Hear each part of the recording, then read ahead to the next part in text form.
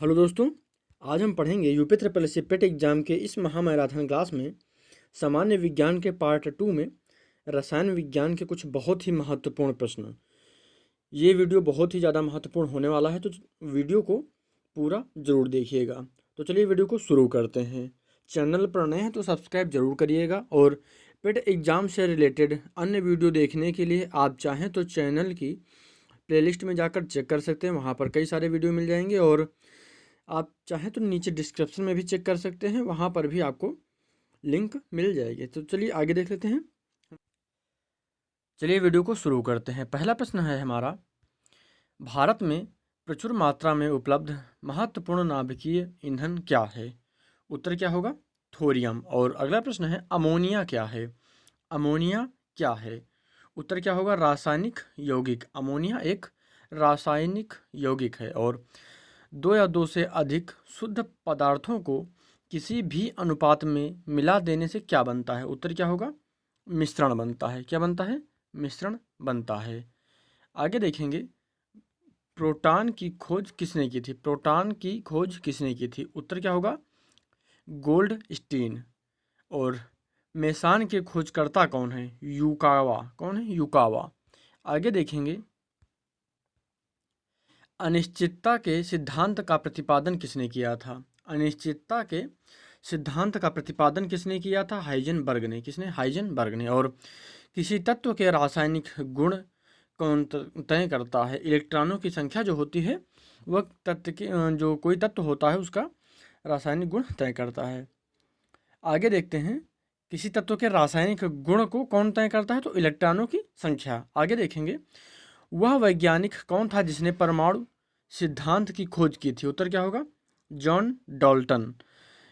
अगला प्रश्न है, एक कृत्रिम उपग्रह में विद्युत ऊर्जा का स्रोत क्या होता है? सौर सेलें। अगला प्रश्न, वह लवण जो जल का अवशोषण करता है क्या कहलाता है? हाइग्रोस्कोपिक लवण। वह लवण जो जल का अवशोषण करता है क्या कहलाता है? हाइग्रोस्कोपिक लवण। आगे देखेंगे, दूध का पीएच मान कितना होता है? दूध का पीएच मान कितना होता है? यहाँ पर जल का पीएच मान मैंने लिखा था, यहाँ पर दूध हो गया है। जल का पीएच मान कितना होता है? 7।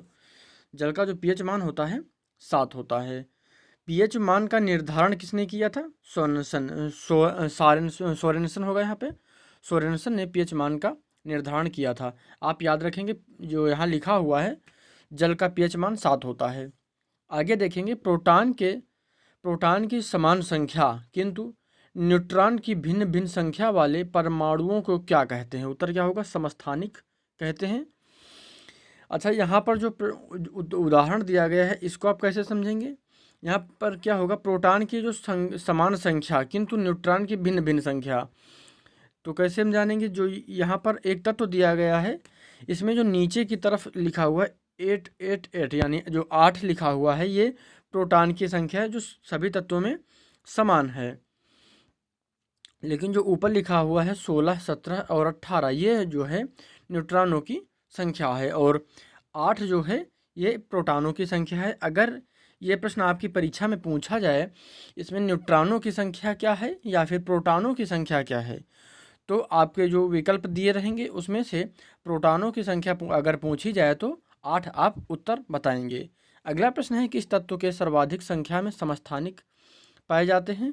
यानी किस तत्व के सर्वाधिक संख्या में समस्थानिक होंगे? तो पोलोनियम के। किसके? पोलोनियम के। और पोलोनियम के समस्थानिकों की संख्या कितनी है? 27। आगे हम देख लेते हैं,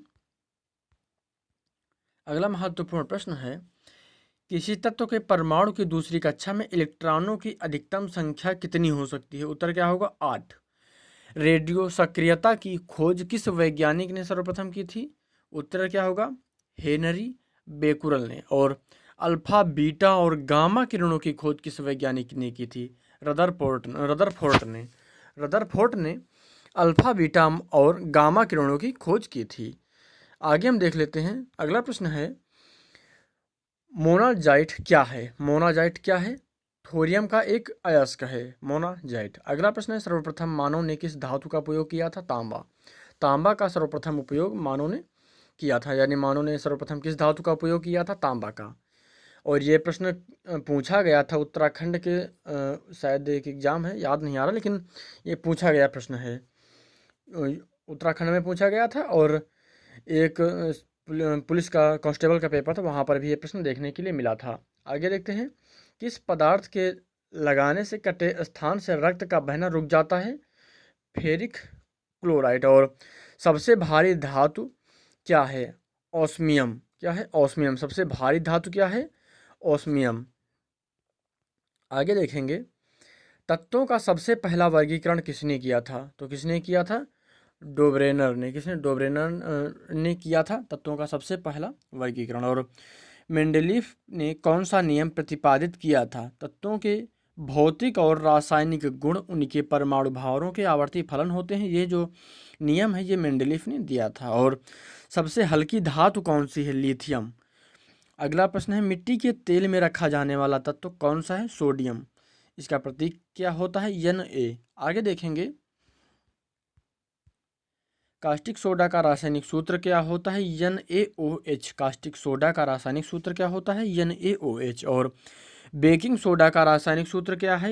NaHCO3। NaHCO3 बेकिंग सोडा का रासायनिक सूत्र होता है। और फोटोग्राफी की प्लेट पर किसकी परत चढ़ाई जाती है? सिल्वर ब्रोमाइड की। और खाने का जो नमक बनता है किससे बनता है? खाने का नमक किससे बनता है? मजबूत अम्ल और मजबूत क्षार से। ये सुपर टेट एग्जाम में पूछा गया था, जो अभी लास्ट टाइम हुई थी 19 में भर्ती जो हुई थी, वहाँ पर ये प्रश्न पूछा गया था, खाने का नमक किससे बनता है? मजबूत अम्ल और मजबूत क्षार से। आगे देखेंगे, बेकिंग सोडा का रासायनिक नाम क्या है? Sodium by carbonate. Baking soda का रासायनिक नाम क्या है? Sodium by carbonate. आगे देखेंगे, ऑक्टेन संख्या किसकी गुणवत्ता का माप है? तो पेट्रोल की संख्या की गुणवत्ता का माप है ऑक्टेन संख्या। और उत्प्रेरक की खोज किसने की थी? बर्जीलियस ने उत्प्रेरक की खोज की थी। गोबर गैस में मुख्य तत्व कौन सा होता है? मीथेन। आगे देखेंगे, बायल का नियम क्या है? स्थिर ताप और किसी गैस की निश्चित मात्रा का आयतन दाब के व्युत्क्रमानुपाती होता है, ये बायल का नियम है। वे पदार्थ क्या कहलाते हैं जो जलकर ऊष्मा प्रदान करते हैं? ईंधन कहलाते हैं वे। सुरक्षा की दृष्टि से खाना पकाने वाली जो LPG गैस होती है, इस सिलेंडर में भरकर गैस को गंधयुक्त बनाया जाता है, यानी सिलेंडर में क्या भरा जाता है जिससे गंध महसूस होती है? तो मरकैप्टन मिलाकर भरा जाता है उसमें। इसी कारण जब गैस लीकेज होती है तो आपको एक गंध महसूस होती है, वो जो गंध महसूस होती है वो मरकैप्टन की होती है। आगे हम देखेंगे, अगला प्रश्न है, इंडियन गैस यानी LPG किसका मिश्रण होता है? तो यहाँ पर आप ध्यान रखेंगे, ब्यूटेन एवं प्रोपेन गैस का मिश्रण होता है LPG। CNG की मुख्य घटक गैस कौन से? मीथेन। CH4 इसका सूत्र हो जाएगा। भूरा कोयला किस नाम से जाना जाता है? लिग्नाइट के नाम से जाना जाता है। रॉकेट को चलाने में प्रयुक्त ईंधन क्या कहलाते हैं? प्रणोदक कहलाते हैं। रॉकेट को चलाने में प्रयुक्त ईंधन प्रणोदक कहलाते हैं। आगे हम देखेंगे, बुलेट प्रूफ पदार्थ बनाने के लिए निम्नलिखित में से कौन सा बहुलक प्रयुक्त होता है? पॉलीएमाइड। और किस द्रव के एकत्रित होने पर मांसपेशियों में थकान होने लगती है? Lactic acid. लैक्टिक अम्ल जो होता है, इस द्रव के एकत्रित होने पर मांसपेशियों में थकान होने लगती है।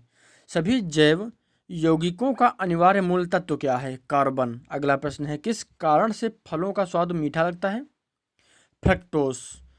आगे हम देखेंगे, अगला प्रश्न है, नींबू का स्वाद खट्टा क्यों होता है? तो साइट्रिक अम्ल के कारण नींबू का जो स्वाद होता है खट्टा होता है। और अगला प्रश्न है, फलों के रस को सुरक्षित रखने के लिए किसका प्रयोग किया जाता है? बेंजोइक अम्ल का प्रयोग किया जाता है फलों के रस को सुरक्षित रखने के लिए। अगला प्रश्न है, बरसाती यानी जो रेनकोट बरसात में यूज किया जाता है, इसे हिंदी में बरसाती कहते हैं, तो रेनकोट किससे बनाया जाता है? पॉलीकार्बोनेट से। और कच्चे फलों को कृत्रिम रूप से पकाने के लिए प्रयोग में लाई जाने वाली गैस कौन सी है? तो एसिटिलीन जो है कच्चे फलों को कृत्रिम रूप से पकाने के लिए प्रयोग में लाई जाती है।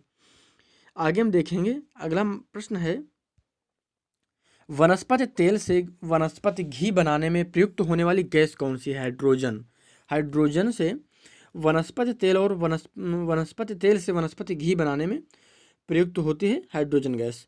कौन सी गैस न्यूनतम तापमान पर द्रव में बदल जाती है? हाइड्रोजन। और वर्षा का जो यहाँ पर जल का शुद्धतम रूप क्या है? जो वर्षा का जल होता है ये जल का शुद्धतम रूप होता है। और वायुयानों के टायरों में कौन सी गैस भरी जाती है? हीलियम। इसका प्रतीक He होता है, हीलियम। आगे हम देखेंगे, वह कौन सा देश है जिसका योगदान ग्रीस हाउस गैसों के उत्सर्जन में सर्वाधिक है? संयुक्त राज्य अमेरिका। और कैंसर के उपचार के लिए प्रयुक्त उत्कृष्ट गैस कौन सी है? रेडान। आगे देखेंगे, पराबैंगनी किरणों को पृथ्वी तक आने, यहाँ पर क्या हो गया, पृथ्वी तक आने, यहाँ पर हो जाएगा पृथ्वी तक आने से कौन सी गैस रोकती है? यानी पराबैंगनी किरणों को पृथ्वी पर आने से रोकने के लिए ये रोकती कौन सी परत रोकती है? ओजोन परत रोकती है पराबैंगनी किरणों को पृथ्वी पर आने से। और ओजोन परत कहाँ पर स्थित है? समताप मंडल में। ये भी आप याद रखेंगे। आगे देखेंगे, अगला प्रश्न है, गोताखोर सांस लेने के लिए किन गैसों के मिश्रण का प्रयोग करते हैं? ऑक्सीजन और हीलियम का। और ग्लोबल वार्मिंग के लिए उत्तरदायी गैस कौन सी है? Carbon dioxide. और जल का रासायनिक सूत्र क्या होता है? H2O। और जल की स्थायी कठोरता का कारण क्या है? कैल्शियम और मैग्नीशियम के बाइकार्बोनेट्स। कैल्शियम तथा मैग्नीशियम के बाइकार्बोनेट्स जल की स्थायी कठोरता का कारण होते हैं। आगे देखेंगे,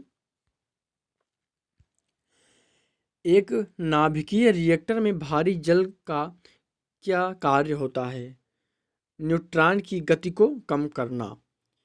नाभिकीय रिएक्टर में किसे मंदक के रूप में प्रयोग किया जाता है? ग्रेफाइट को। और वाहनों से निकलने वाली प्रदूषित गैस मुख्यतः कौन सी होती है? Carbon monoxide. और लेंस किससे बनता है? फ्रेंच कांच से। आगे देखेंगे, अगला प्रश्न है, फ्यूज तार किससे बनते हैं? फ्यूज तार किससे बनते हैं? टिन और सीसा की मिश्र धातु से। और रेडियम की खोज किस वैज्ञानिक ने की थी? Madam Curie. रेडियम की खोज किस वैज्ञानिक ने की थी? मैडम क्यूरी ने। और सिंदूर का रासायनिक सूत्र क्या होता है? HGS। सिंदूर का रासायनिक सूत्र क्या होता है? HGS। और शुद्ध सोना कितने कैरेट का होता है? 24 कैरेट का। तो ये कुछ बहुत ही महत्वपूर्ण प्रश्न थे। वीडियो कैसा लगा आपको कमेंट जरूर करिएगा। और पेट के इस महामैराथन क्लास को देखने के लिए चैनल को सब्सक्राइब करें। वीडियो अच्छा लगे तो लाइक करें और ज़्यादा से ज़्यादा शेयर करें। वीडियो को पूरा देखने के लिए आपका बहुत बहुत धन्यवाद।